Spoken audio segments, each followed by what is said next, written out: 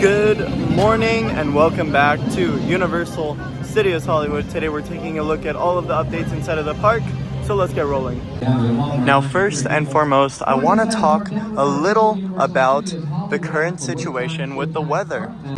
Also just noticed I walked past the proposal in front of the arch. I am so jealous. That was my idea. Alright, anyways. Yes, so the weather. It's really weird here in California. We never have received a hurricane, to my knowledge. And if we have, it was probably over like 80 years ago. But this weekend, Hurricane Hilary is coming to California. I don't know how that's gonna happen. I don't know how hurricanes work. I've never been in a hurricane myself, so this will be interesting. This is definitely a Florida thing. What's up? It's definitely a Florida thing. But we're getting it here in Hollywood, in California. So this will definitely be interesting. Very interested to see how it'll affect park operations. Universal made a post recently saying that they will closely monitor how everything is going with the hurricane, and they'll either open or close the park depending on how severe the weather conditions are. It's very possible that this hurricane will just be a little bit of rain and a little bit of wind. Or it could be the opposite, where it's really strong winds and really strong rain. We still don't know. But let's start off with some updates in the theme park. We finally received the fire towers, and they painted them black. I like that. Normally they keep it to the original shipping container color of like that weird beige yellow color. But black is so much more fitting, especially to a Halloween event. Now we also have an interesting look onto some of the theming for the scare zone that's going to be located over here. It seems like we're going to be receiving a dolls or toys scare zone. There's a lot of dolls with a Z. That might be the scare zone name now that I think about it. And it seems like this might actually be all the characters that are going to be walking around. Imagine we see this walking around. That's actually terrifying. If they can get a short performer and run around and scare people. And then look, a nutcracker. What is this? The monkey from Toy Story. They have a ballerina doll. I don't know what these are called, but they have that doll as well. This might be a look onto some of the characters as well. This might be the character design from the concept art. They still haven't announced anything. Towards the scare zone. So this is just a rough guess. But it's a little weird that they would put up some props before they even announce the scare zone. Here's another one of those spooky looking characters. I like that. Oh my gosh, look at this one here. Holy cow. That's creepy. It looks like they have a nutcracker over here. Look at this. That's probably that monkey now that I think about it. Oh, that's spooky. That's really spooky. Let's see what else they have. Looks like a lot of the same characters. Oh my gosh, this looks like Annabelle here. That's creepy. And then this looks like a jester doll. That's cool. I like that. But it's interesting that they would do this. They turned an entire construction wall into a Horror Nights prop.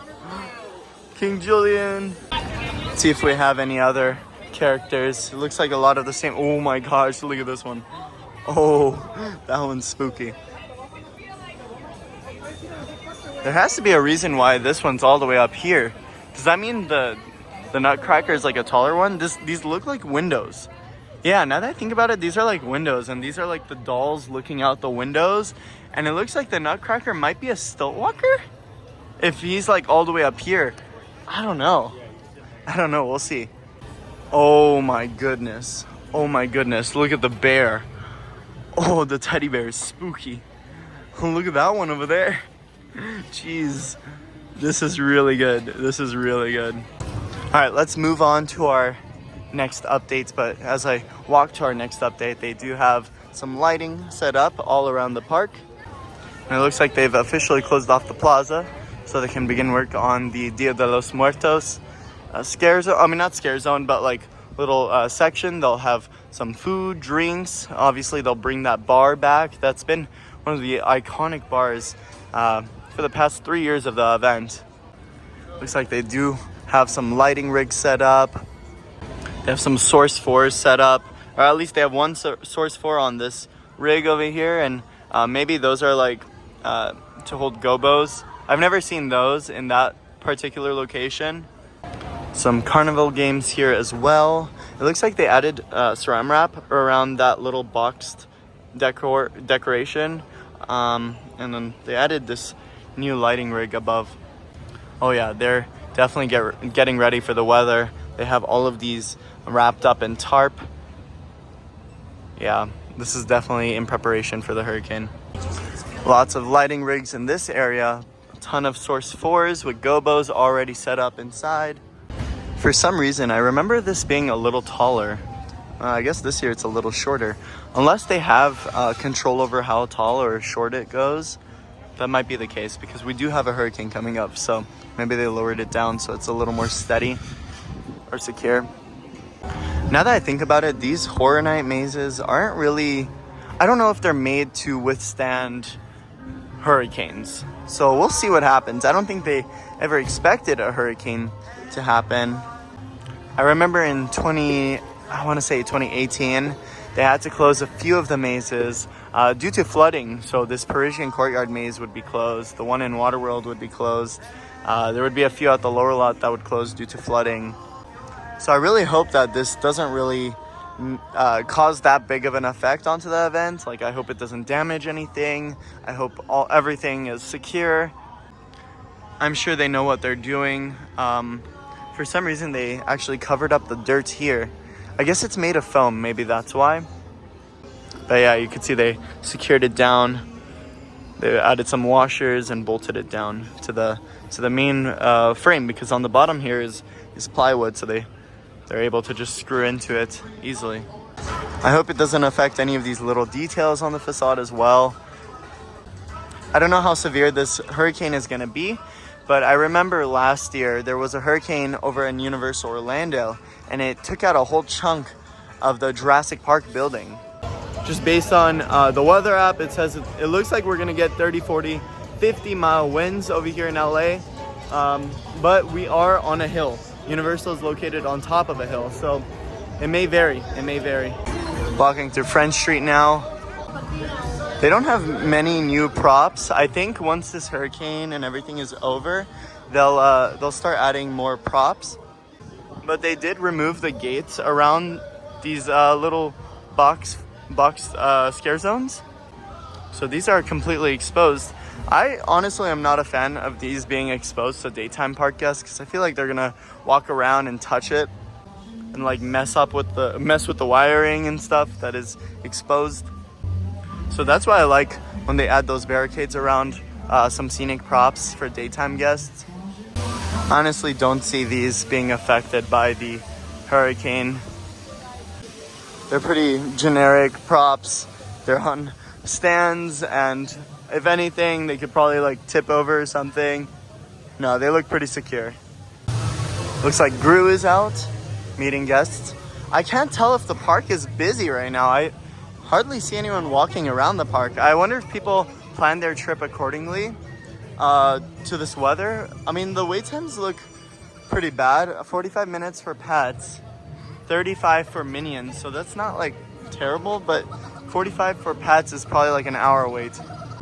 Let's go take a walk to the wait time sign and see how everything is doing in general.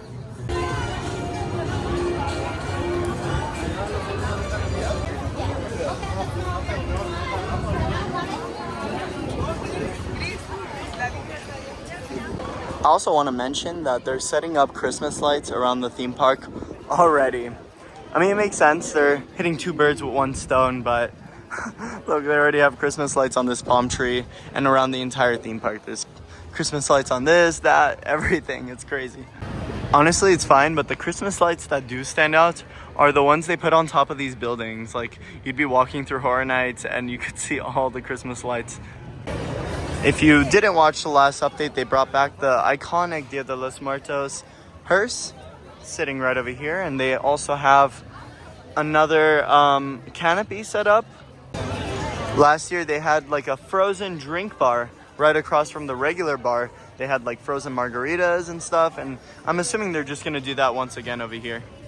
I was really curious why they set up lighting rigs in this area, and then I totally forgot they removed the buildings and they used to set up lighting on top of those buildings. So now obviously they don't have those buildings to work off of, so they have to set up these lighting rigs now.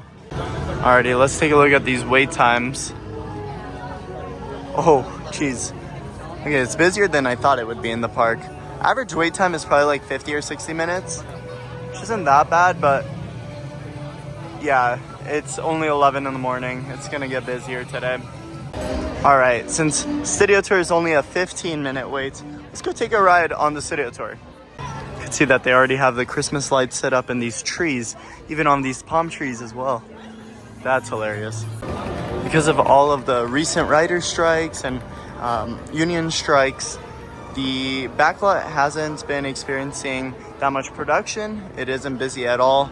So the Studio Tours have had the capability of actually driving through the backlots now. A lot of guests aren't able to see the Metropolitan sets when they visit. And now they are, which is nice. But I really hope that things pick up with the union. I hope they negotiate something. That way everyone can start going back into work. And I gotta introduce my special celebrity guest star for the tour, who you probably know. He's very famous. He's the host of The Tonight Show, the host of That's My Jam on NBC, and he's also a very good friend of mine. He just bought me a churro yesterday. So sweet. Say hello to my bestie, Jimmy Fallon. Experience in one piece. You got the very best guy. Alex. And the greatest driver. Wyatt. You're the best. I love it. Even though Alex. owes me $5. Hair, wardrobe, makeup, set design, props, and transportation. Oh, yes. Transmo's the best. They have the sweetest lads for us to play with. Actually, speaking out, for now, we might be speaking events on the tour. Yeah, that sounds good. As long as I get to drive. No, not if I've got keys. Sorry guys, I prefer if Wyatt drives. Good luck. You can find season 1 and have shows that stream on other streaming services as well. We make Hacks with Gene Smart and Hannah Einweimer. That streams on Max.com. We also make Never Have I Ever, starring my trainee Ramakrishnan. That streams on Netflix. They made that show all 4 seasons in stages 16 and 17 out here. But it's a party in the backlot. You get it. See, inside of our sound stages, we're mostly doing interior scenes, the scenes that happen inside, bedrooms, offices, kitchens, etc. But sometimes you gotta see outside on camera. Those are called exterior scenes, and those sets don't always fit so nicely inside of our largest backlot set, the Metropolitan set, our big city set here at Universal Studios. It can play any major city or any part of any major city we need it to be. We got all the features of a major metropolitan area. Look off to the left-hand, or the right-hand side, excuse me. This is Brownstone Street, a residential spot. This is where Bruce lived in Bruce Almighty. This little snippet is an interior, so that was done in a soundstage. But then they came out here to Brownstone Street to finish the whole scene here on the backlot. In the computer, they cut the 2 shots together, make it look like it happened all at once, but they really filmed it on 2 separate days. Talking about Brownstone Street, I'm talking about the most beautiful small town you've ever seen. This is Courthouse Square, but you might call it Hill Valley from Back to the Future, both 1 and 2. This is where it all went down, where Marty McFly fought to get Back to the Future in this Universal fan favorite. Look out to the left, you'll see City Hall. That's the original clock tower. Things look different. We can't always have fans of Back to the Future recognizing Hill Valley in every new production. When they were out here for CBS's Ghost Whisperer with Jennifer Love Hewitt, they decided to guarantee that the clock tower wouldn't be recognized by covering it up with an extra front wall. So the building has 2 fronts, the one that you see, and then the one that sits a few feet behind that first front, which looks exactly as it does up on your screens with the columns and everything. So see today you may foreshadowing, question mark? You may get wet. Check your seat just in case. They're all blue. Every seat is blue. Oh, bummer. 100th anniversary, starring Lon Chaney. A few years after that, we turned Little Europe into Germany.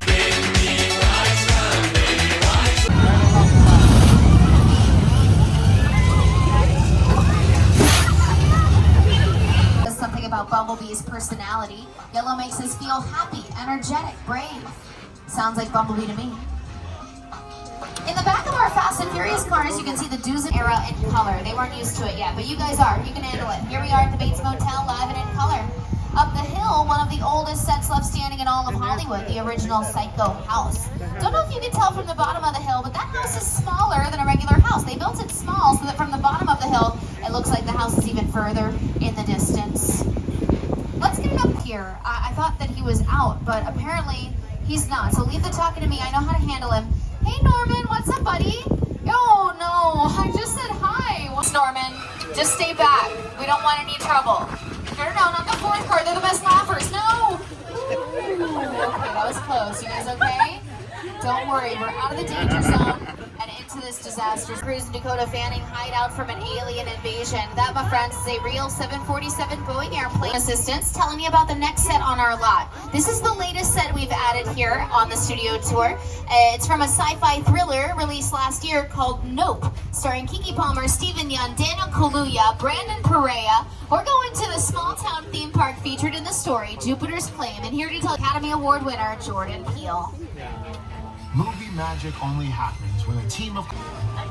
This is Jupiter's Claim, a nostalgic small... A little further down, you can see the brand new Star Lasso experience. Built to showcase an unbelievable new live show. It's not looking so live as There was some sound design created by Mr. Johnny Byrne, who did the sound design for Nope, is to create different emotional affects throughout the... But it's all good. We got through it. Y'all held us down. Appreciate it. They say the bigger the family, the stronger it is. And you're welcome to join my tour anytime here in Hollywood when we're bringing to life your favorite stories. I know we can support you guys today at Universal, our Universal Studios Hollywood app. It'll give you show times for Waterworld, wait times for our rides, instructions on visiting. While we were on the studio tour, Universal actually announced that the nighttime lights at Hogwarts Castle will be returning tonight and tomorrow, and will continue throughout every Saturday and Sunday through September 3rd. So keep that in mind if you're visiting on a weekend. So in preparation for Halloween Horror Nights, I actually started watching The Last of Us, and I didn't think the show was going to be that good. I've honestly been hooked. I was so hooked that I actually didn't come to the park yesterday. I spent all day yesterday watching the show. I'm currently on like episode 8 of the show out of the 9 episodes, so hopefully I can finish it today or tomorrow. I honestly have no idea how that show or video game in general will transpire into a haunted house. How do you translate that into a haunted house? It's a lot of open spaces. There aren't many like zombies or clickers as they're called in the show. There isn't much. It's kind of like The Walking Dead almost, kind of, but with no zombies. It's just a lot of talking, a lot of drama, and I really like that. But I don't know how that's going to translate into the Halloween Horror Nights maze. Maybe the video game is way scarier than the show on HBO. So we'll see. I'm excited to see how they pull it off, though. So they said that the haunted house will be mainly based on the video game. There might be some TV show aspects to it. I'm sure like the character design or some of the clickers will be inspired heavily over the TV show, because it's kind of hard to make a video game come to life. So I think they'll make the monsters very similar to the ones you see on the TV show. Oh wow, look at this. They brought it back. They brought this little photo op back.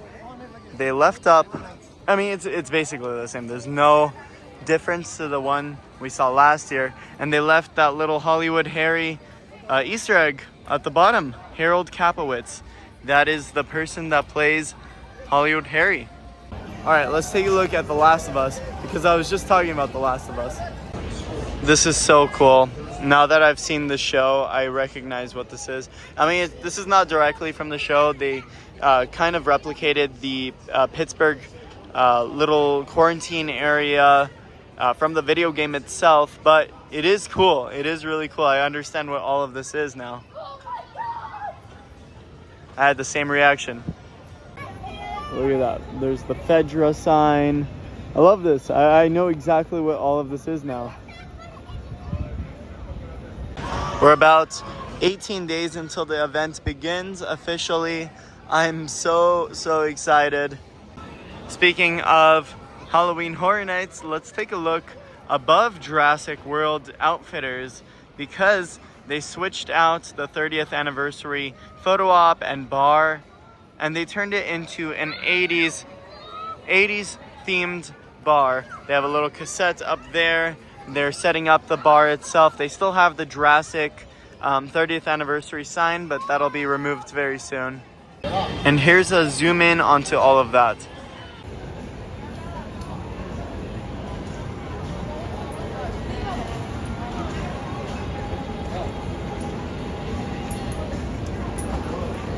It almost looks like they're setting up a little stage in the middle. I'm sure that's not the case, but we'll keep a close eye as the days approach. Now, of course, the largest update we have in today's video is they removed the Universal City sign. It is no more. It's all gone. This is really a really important part and a really iconic part to Universal Studios Hollywood. That sign has been here since the beginning, and I really hope they preserved it somewhere. But to my knowledge, it doesn't look like they did. Looks like they just ripped out the sign. They still have the supports for the sign, but it looks like they completely ripped it out. I don't think we'll be seeing it anytime soon. So the last time we saw that sign was probably yesterday, or no, 2 days ago, for the last update we had in the park. That's sad. That's really sad. Well, everyone say goodbye to the Universal City sign. And that'll officially wrap up today's update here at Universal. I hope you guys enjoyed. If you did, be sure to leave a like. I'm JP, and how they say in the movies, that's a wrap. I'll see you guys in the next one.